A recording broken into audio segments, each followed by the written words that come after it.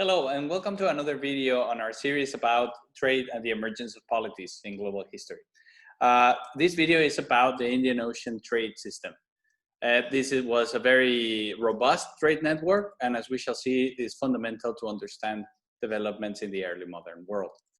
So a little bit of background, trade in the Indian Ocean goes way back. If you recall from our opening video for this series, the Bronze Age trade network that developed, it was rather complex, and it included some routes in the Persian Gulf and the Arabian Sea, which is part of the Indian Ocean. There might have been contacts between the ancient civilizations in Mesopotamia and those in the Indus Valley across the Arabian Sea. Later on, we know that there was fairly substantial trade between Rome and the Indian subcontinent and South Asia. Not only thanks to written records like the Periplus of the Erythraean Sea from the 1st century AD, but also thanks to archaeology. Now, people have been trading in the Indian Ocean for quite a long time, but it is the medieval maritime trade routes which we will be focusing on today. Now, these trade routes across the ocean will eventually substitute to a certain degree the overland Silk Roads. And the overland Silk Roads, which we discussed in the opening video of this series, would fade in the 14th and 15th century, due mainly to political fragmentation. Whereas before, the Mongol Empire and the successor states of the Mongol Empire dominated and protected trade over this trade route. This ended when politics in Central Asia became more fragmented. Also, and a very important development was the establishment of the Ming Dynasty, that is the expulsion of the Mongol ruling elite from China and the establishment of a local dynasty in 1368. So, in order for this trade to become as large and as important as it did, it required an avenue, something that allowed it in terms of feasibility. And this avenue are the monsoon winds. Now, of course, a monsoon comes from the Arabic word, which means mosim, which means seasonal reversal of winds. And this seasonal, that is this regularity in the direction these winds blow in the Indian Ocean, north to south from November to February and south to north from April to September, like clockwork, means that the voyages are more predictable and thus less risky, therefore more profitable. So these wind patterns in the Indian Ocean were very, very conducive to substantial seagoing operations in the area. Now, the monsoon winds are essential for life and the economy, especially in South Asia, that's present-day India, and Bangladesh and Pakistan. And the reason for that is because it carries a lot of moisture, and which translates into a lot of rain. Now, if you have this picture of the Western Ghats, this is a mountain range in Southwest India that hugs the Malabar coast. Here's a picture in May, and here's a picture in August. So we're really talking about very, very strong winds that carry a lot of moisture from south to north, and then blow in the opposite direction the rest of the year. So this regularity and the fact that the Indian Ocean is surrounded by various economies that produce complementary surpluses translated into the development of a very strong Indian Ocean and South China Sea trade network between the year 500 and 1500. Again, developing from previous patterns of trade, but really becoming reaching a golden age, so to speak, from the 6th century onwards until the 15th century. So we're talking about a period of about 1,000 years. Now, there's a lot of products that were being traded across this route. We have gold, ivory, and slaves from the Swahili coast that you may recall from our lecture on Africa. There's also cotton, pepper, glasswork from China, glazed ceramics and rocks from Persia, and very importantly, silk, porcelain, and tea from China, and incense and books and other items such as that from Arabia. But perhaps the most profitable product to be traded along this route was spices from the Moluccas Islands, in what is now Indonesia. And also pepper, of course, is a spice, so that was produced in India, in Ceylon, and elsewhere in this system. There was a lot of production of spices. So spices were very profitable. And the reason for that is that these are very desirable, non-perishable, low weight, high value products. That's perfect for sea trade. On a ship, you can get 50 tons of this stuff, and 50 tons for a ship is not a lot of weight, but it is a lot of spices. So these become very, very much essential to this trade. And this is the trade that the Europeans are trying to reach later on in the 15th century. So we can perhaps talk about somewhat of a free trade, and please bear in mind that I'm using an anachronistic term. But what I mean is that this is largely peaceful. That is, there is not competition between various polities to control the trade goods at a large scale. There is some piracy, and we will come to that on our lecture on piracy. But essentially, it's not controlled by a single political entity. And in fact, city-states proliferated. There are larger empires in the peripheries of the system, but they engage in the system and they don't seek to control, to conquer, or to establish themselves as the overlords of the system. So the empires lie mostly on the periphery for most of the time. However, there is an exception to that, and that's China. China, of course, was essential to the Indian Ocean trade. It's one of the largest markets of the trade goods that are being exchanged. And also, it's a major exporter, not only of porcelain, which can be found in places as far-flung as Zimbabwe, as you might recall from our presentation on Africa. Sorry, but it also exported other products, and one can find Chinese caches of Chinese coins in various places around this trade network. And the Chinese, after the establishment of the Ming Dynasty is quite famous, especially because it engaged in some of the most famous architectural landmarks of China today. It refurbished the Great Wall, and of course built the Forbidden City in Beijing. Those were built during the Ming Dynasty. And China does try to take over the Indian Ocean trade network between 1405 and 1433, when Emperor Tudi, later after his death, he was called the Yongle Emperor, started a new maritime policy. And it consisted of 7 voyages of exploration in the Indian Ocean, which was led by a Muslim eunuch from the province of Yunnan called Cheng He. The purpose of these expeditions was to showcase Ming China's power over what the Chinese court considered periphery or lower states that were meant to be tributes of the superior Chinese empire. So it was also intended to collect tributes, but also to trade Chinese goods abroad. And Cheng He, we're talking about a very large expedition. If we compare Cheng He and Columbus, which a lot of people do, so we're just gonna go ahead and do the same thing.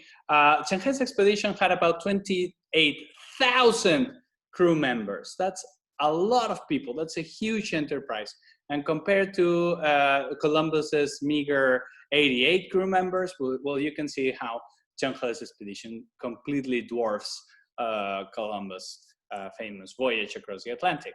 Now, if you also compare the ships themselves, well, the treasure ships, as they were called, were actually some of the largest wooden ships ever built in the world.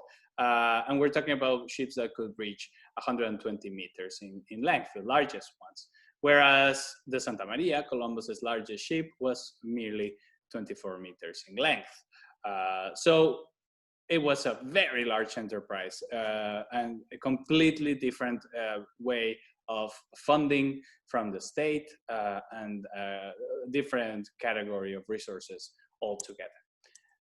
Chen He, in this series of voyages, ends up traveling about 210,000 kilometers in total. This is a rough estimate. That's quite a distance. And if, again, you compare it to Columbus's 4 voyages, we have 72,000 kilometers. So this is 3 times as many, as much distance. So China is engaging in interoceanic transcontinental trade and expedition and exploration. In particular, Chen He's fleet carried massive amounts of trade goods, silk, porcelain, and tea, and other Chinese goods that completely drowned the local economies when these huge expeditions reached their shores, whereas Columbus basically carried a few trinkets, just a little sample of various trade items that were available in Europe. So very different intentions, very different results. Side note, let's talk about giraffe, because who doesn't like giraffes? I'm mentioning the giraffes as a joke, obviously, but it's important to note that Chen He's expedition, one of the more curious side effects of this was the arrival in China of a couple of giraffes during this period. The first giraffe was actually brought from Malindi, which is a Swahili city-state in Kenya, and it was likened, people compared it to a Qiling, which is a mythological figure associated with times of peace and prosperity. Now, this creature fascinated the Chinese court, and it was all the rage. That's why it was depicted in this picture here. Now, eventually, the Ming Dynasty aborted this maritime policy, so the Ming didn't end up conquering a transoceanic empire. That was never the intent. Upon the death of the Yongle Emperor, court officials canceled the maritime project. China was already the major power in Asia, and its position was not really enhanced by the exceedingly expensive expedition. So there was no political incentive for this policy, very, very expensive policy. And China really didn't need to establish territorial claims to benefit from being included in this trade network, because it was already it already enjoyed an export a favorable commercial balance. So there was no need really to establish territorial claims. Also, and this is more incidental, that the capital was moved from Nanjing in the south, in the south part of China. Nanjing actually means southern capital, and it was moved to Beijing, the northern capital. That in turn shifted the court's geopolitical focus from the South China Sea towards Central Asia. So again, that made the maritime policy largely irrelevant, very expensive, and not really necessary. So these series of expeditions have led to what I would like to call the 1421 hypothesis. And that's a book written by an author, Gavin Menzies, recently passed away, which is 1421, the year China discovered the world. And it's purported to be a book that is rewriting history, because it's, well, it was published in 2002. It's a pseudo-historical book falsely arguing that the Ming launched trans-Pacific expeditions that reached the Americas in the context of these expeditions by Zheng He. Well, one thing it's important to note, it's not rewriting history, because professional historians do not regard this as a relevant piece of writing. It's simply not history. However, it became a bestseller, and you might have heard about this argument, so I would like to debunk it. It's basically undermined by the question, why would the Chinese go that way? Everything that the Chinese wanted to get was in the Indian Ocean, not the Pacific Ocean. Everything the Europeans wanted to get to is in the Indian Ocean.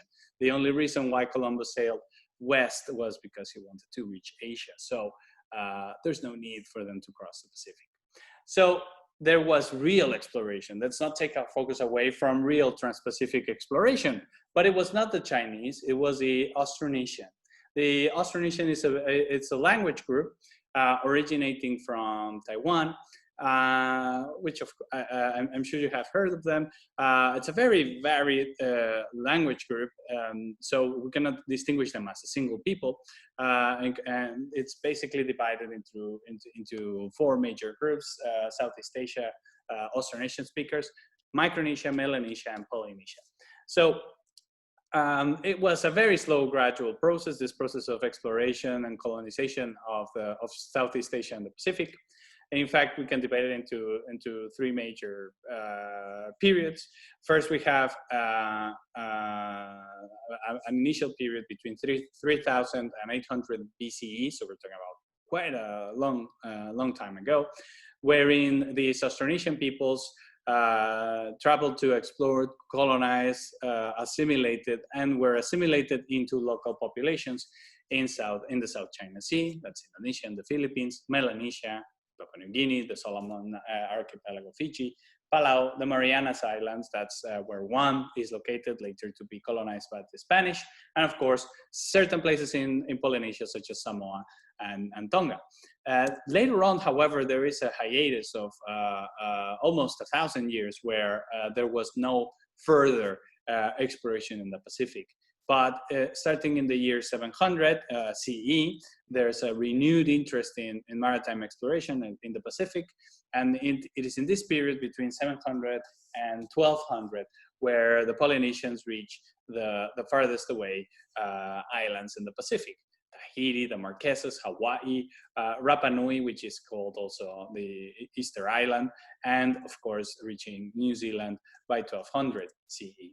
In New Zealand, they developed the Maori culture, which you might have heard about, which held sway over both the North and the South Island for a long time until the arrival of the British. And in Rapa Nui, Easter Island, we of course have the very, very famous moais, these huge heads and bodies of possibly rulers of the islands that were carved between 1200 and 1500 CE. Now, again, there's a question raised about possible Polynesian contacts with the Americas, both by the Polynesians traveling east and reaching the American mainland, or Amerindian indigenous peoples sailing west to reach places like Easter Island. And again, there's no substantial evidence. However, there's more than with the China argument, and there is some experimental archaeology that has been carried out, most famously the Kon-Tiki expedition by a Norwegian explorer in 1947, very famous trans-Pacific journey from Peru all the way to the Pacific Islands. But there could be another indirect link between Polynesian seafaring, the Polynesian seafaring tradition, and the exploration in the Americas. And this is what follows. Now, the Austronesian peoples had various seafaring technologies. We can mention the navigational charts that they would use to locate various islands. Of course, they They knew perfectly well how to read other signs such as stars or sea currents and so forth. Then again, we have the most important technology, which is the ocean-going vessel known as a proa. It's known with various names in Hawaii and Melanesia and Southeast Asia. It has various names, but we're talking about multi-hull outrigger boats, and they are equipped with a crab claw triangular sail that enable navigation against the wind. Now, sailing against the wind in transoceanic navigation is very important, because if you sail against the wind, you know that you can turn around and the wind will take you back home. So very important for exploration to be able to do that then. And let's make a little bit of an argument for technological diffusion of this crab claw sail. Now, we've talked about how the Austronesian reached into the Pacific, but there was also trans-Indian Ocean exploration carried out by Austronesian peoples. In fact, they reached Madagascar in 500 CE. And most of the population of Madagascar today are Austronesian language speakers. And the year is important because 500 CE coincides with the development of the Arabic dhow, which was a vessel that also features a triangular sail. And this, of course, became the most important craft in the Indian Ocean trade circuit. And we can see here an image of a dhow still being used today on the Swahili coast, in this case, the island of Zanzibar in Tanzania. And in the Mediterranean, around this time, a little bit later, there was an abandonment of the traditional square sails that were prominent in Greco-Roman galleys during classical times, and a slow adoption of the Latin triangular sail. And Latin sails, galleys equipped with Latin sails became generalized in the 9th century CE. As you can see, this image is from the 800s, during the late Roman or Byzantine Empire. So the Latin sail could have diffused from the dhow and adapted by the Romans.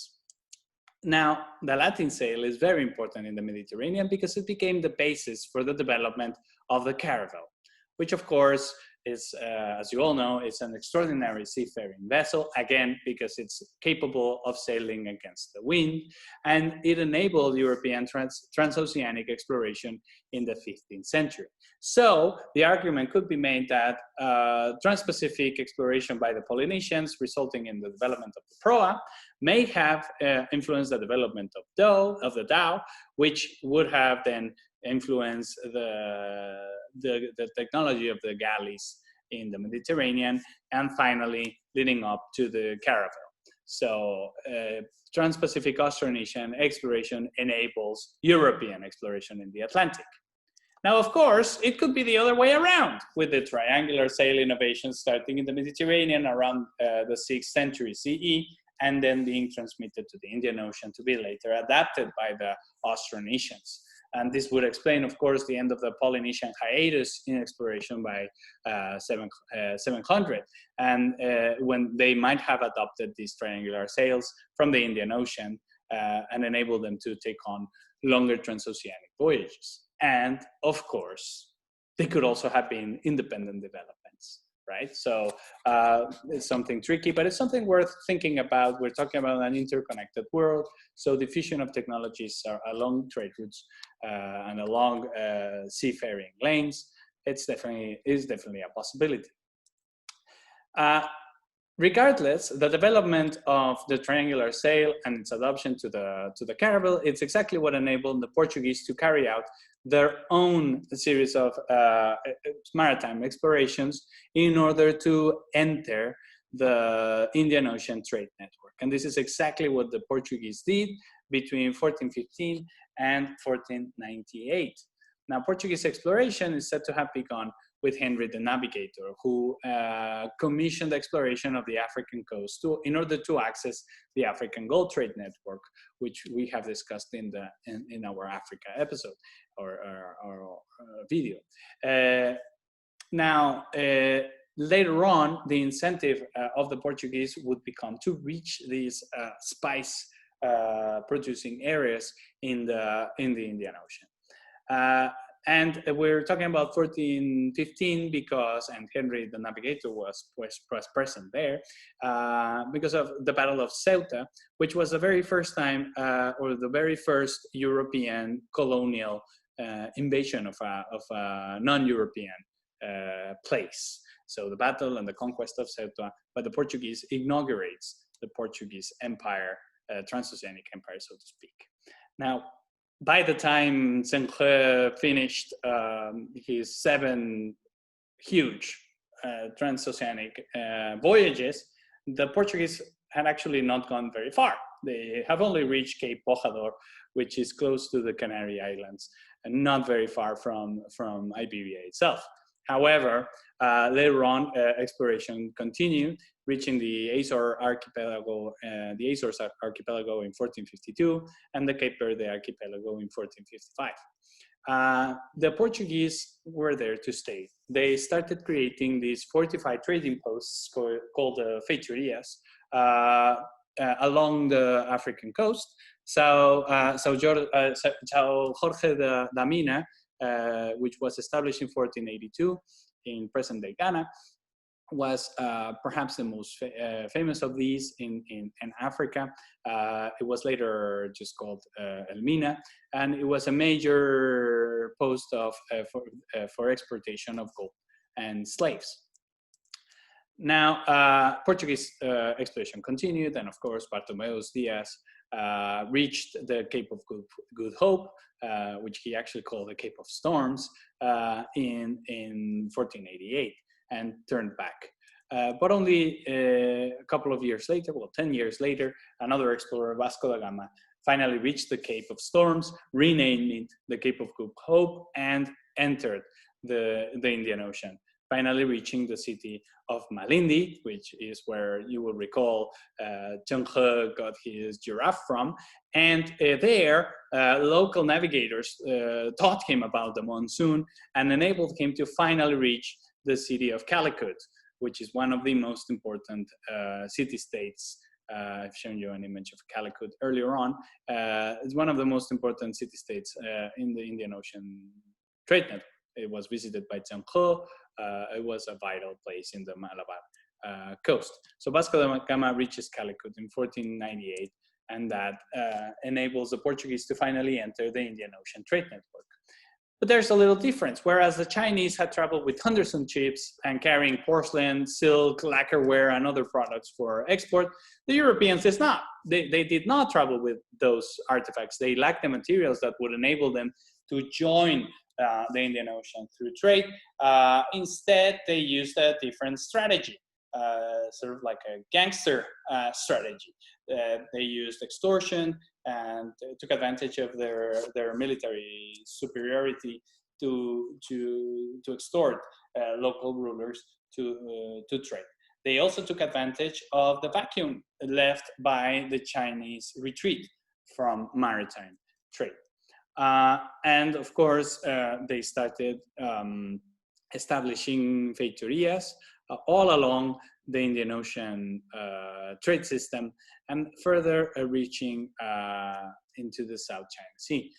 These include Sofala, Malindi in the Saheli coast, Hormuz in the Persian Gulf, Cochin in the Malabar coast, Colombo, Malacca, which was a vital entrepot linking the Indian Ocean with the South China Sea in present-day Malaysia. Of course, they finally reached China, establishing the outpost of Macau, and later on they would reach Japan, the island of Tanegashima, in Nagasaki, and they also established their presence there. And these among many, many, many others that you can see in the map. Now, an interesting side product, just as the Chinese had brought back a giraffe, the Portuguese brought back a rhinoceros. It was later given by the Portuguese king to Pope Leo X. And just like Zheng He's giraffe in China, it was likened to a mythical creature in this case, the unicorn, which is associated with purity in the West, and it became all the rage in the papal court. So they're pretty much doing the same thing, only with different strategies and different resources. Eventually, the Portuguese did do something that the Chinese hadn't done, and that's establishing a formal system of control of the area, and that's the Viceroyalty of the Estado da India, which was founded in 1505. Goa became its capital in 1510, and in fact, Goa later on substituted Calicut as the prime entrepot in southwest India. The Chinese remained in Goa for many, many years to come. Goa remained a cosmopolitan, vibrant community, but this time it was under European control. Now, from Goa, the Portuguese fostered the Christianization of certain areas of the Indian Ocean trade network. But basically, Goa was the center of a new paradigm. Whereas earlier, before European contact, there had been a period of self-regulated international trade of relative peace. We should not idealize this. There was, like I said, some piracy, there was some violence, there was China's intrusion into the place, which was not devoid of violence. But in general, it was a relatively peaceful, tolerant, and interdependent system of trade. Portuguese entry into this system ended this period, and they joined the system with brute force and violence, forcing treaties upon others, redirecting most of the trade to Portuguese enclaves, and reinvigorating the slave trade that had existed in the Swahili coast since the 7th or 6th or 7th century BCE. It was reinvigorated along the Swahili coast, and places like Zanzibar became major slave trading entrepots, and also extending it towards the South China Sea. And we're dealing not only with people from Africa, but also Asian slaves. This will become a relevant point when we discuss Asian migration into the Americas in another lecture. Now, of course, the Portuguese were given free rein by the Pope in 1494, when they established the Treaty of Tordesillas, a famous treaty, of course, where Portugal and Spain divvied up the world in areas of influence. And of course, Spain was left with everything west of the line established by the treaty, because of course they thought they had another route to reach the Indian Ocean trade. But Columbus's story it's one for another time. So thank you for your attention, and I'll be seeing you soon enough.